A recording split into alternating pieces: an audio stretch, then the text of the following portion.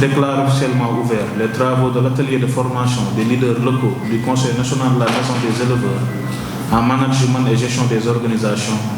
Je vous remercie de votre aimable attention. waaw jërëjëf xam nga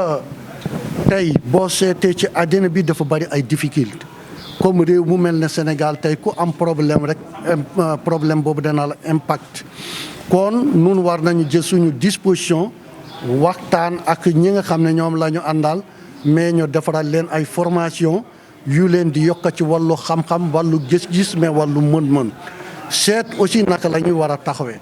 parce que secteur bi nga xam ne tey mooy secteur élevage kenn ku ne werante wul difficulté yi nga xam ne tey ñoo seen tiiri secteur boobu parce que ñu ngi ci problème sécheresse ñu ngi ci problème foncier ñu ngi ci problème alimentation mais surtout aussi ñu ngi tey ci problème war a fournir suñu réew fekke ba suñu réew aussi tamit dootul soxla ci beneen réew dara nga xam ne danañu mën a yor yëpp te loolu nag dafa laaj xam-xam dafa laaj am-am mais dafa laaj aussi pas-pas kon loolu moo tax yooyu yëpp nag li koy gunge mooy xam-xam boo xam ne bii vraiment da nga koy taataan ci la nga xam ne moom ngay liggéey. justement xanaa état bi daf leen déglu lu trop ba mu soxla 900000 xar pour tabaski mais pour am ko chaque année danaan Mali Mauritanie te ren Mali gis ngeen li fa xew. président Ismaïla Sow yan matuwaay ngeen jël ak lu ngeen wax nguur gi. pour que ñu bañ a am mbetteel. bon merci beaucoup moo tax aussi ñuy soññ état bi toujours que na gën a faratal waxtaan ak nun mu gën ñoo dëkk nopp taataan aussi li nga xam ne nun xam nañu ko te mu nekk ci suñu bopp yi. parce que secteur la boo xam ne bi dañu ko dund jour au jour dégg nga kon demuñu fenn tox wuñu fenn absent wuñ ko benn yoon kon secteur boobu ku ci dund am na xam-xam bu la ci yàlla dénk kon loolu moo tax ñuy soññ état bi na mu ñu bàyyi xel parce que gis nga lii nga xam ne tey moom moo xew ca Mali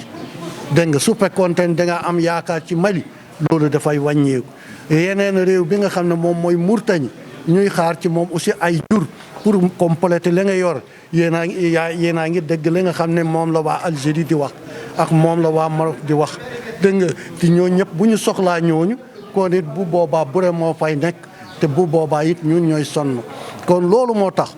pour ñu jël suñu destin en main il faut que état dooleel ñu jàppale ñu mais dégluñu xam aussi tamit lii nga xam ne dañu koy def war nañu ci gunge war nañu ñu gunge ci moyen war nañu ñu gunge ci xam-xam war nañu ñu gunge ci gis-gis mais aussi dinu consulter ci wàllu dinu laaj la nga xam ne moom la ñu yore ñun te ñu dund ko lan la ñu xalaat ne li ko yóbbu ci kanam parce que yow bu fekkee lépp ci expert bi nga koy laaj expert bi am na lu mu xam waaye am na loo xam ne lii nag ñun ñoo ko gën a xam. wax nga sànq ne Sénégalais ñu bëri léegi ñu ngi yar ci seen biir kër yi mais xam nga leen ñaata lañ yar ci biir kër yi loolu ban tiitaange la leen mën a jural. waaw loolu aussi dafay ñu indil tiitaanga nun ñi nga xamante ne ñun ñooy éleveurs yi di war a fournir aussi marché bi ay xaru tabaski parce que dañoo faratal trop léegi na nit ñi yeew ay xar ci seen kër te kenn du la manifester ne damaa yeew wala man am naa xar te loolu nag bu ñu werante mukk ci àddina nañu xam ne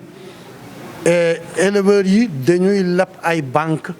wala ñu jël xaalis bu ñu dencoon ak yu demee noonu ñu dem jëndee ko ay marchandise boobu nag lii war a mun a nekk sa atu mooy ko nga mun koo jaay récupéré waat la nga xam ne moom nga ci dugaloon waaye su fekkente ne dara leeru la ci tamit dangay prudent ci la ngay def loolu moo tax ñuy soññ sénégalais yi nañuy fekke ñu teel a jóg dem ci marché bi jënd seeni xar dégg nga bu ko defee bu boobaa lu manqué éleveurs yi danañu delluwaat ñu dem jënd ak indi parce que nit ñi ñu ngi yar ci localité yi nga xam ne ñu ngi ci biir réew mi ñu mën a indi aussi tamit yiy jóge feneen pour ñu compléter waaye tamit nag dañuy bàyyi xel pour nga bañ a jël alal dugal ko ci muy naax saay ñu lay poñe ay bor te fekk doo ko mën a rembourser. compte bi état subventionné wóor na ne dina ñëw mais est-ce que bu gënoon teel a ñëw du gën. waaw loolu tamit nun am nañu yaakaar bu rëy que état dana def na mu doon def waaye li ñu koy soññe rek mooy lu mu ciy def naka teel a def nit ñi gis ko waaw aliment de bétail bi li mu ciy subventionné di ko jox éleveurs yi naka subventionné mu teel a ñëw mais aussi ñu jaarale ko aussi ci ay loxo yu leer nga xam ne bu boobaa suñu représentant yi danañoo fa nekk ak ñoom ki toogal état tam dana fa nekk. L'élevage et des productions animales. Madame la chef de service départemental de l'élevage et des productions animales, mesdames et messieurs les directeurs et chefs de services régionaux, monsieur le président du Conseil national de la Maison des éleveurs, mesdames et messieurs les responsables des maisons des éleveurs départementaux, des régions de Dakar, de Thiès, de Diourbel, de Louga et de Saint-Louis, mesdames et messieurs les représentants des jeunes et des femmes, membres du Conseil national de la Maison des éleveurs, mesdames et messieurs les représentants des partenaires techniques et financiers, mesdames et messieurs les représentants de la presse locale, mesdames et messieurs, je suis particulièrement honoré de présider ce matin l'ouverture de cet atelier de renforcement des capacités des leaders locaux du Conseil national de la Maison des éleveurs du Sénégal.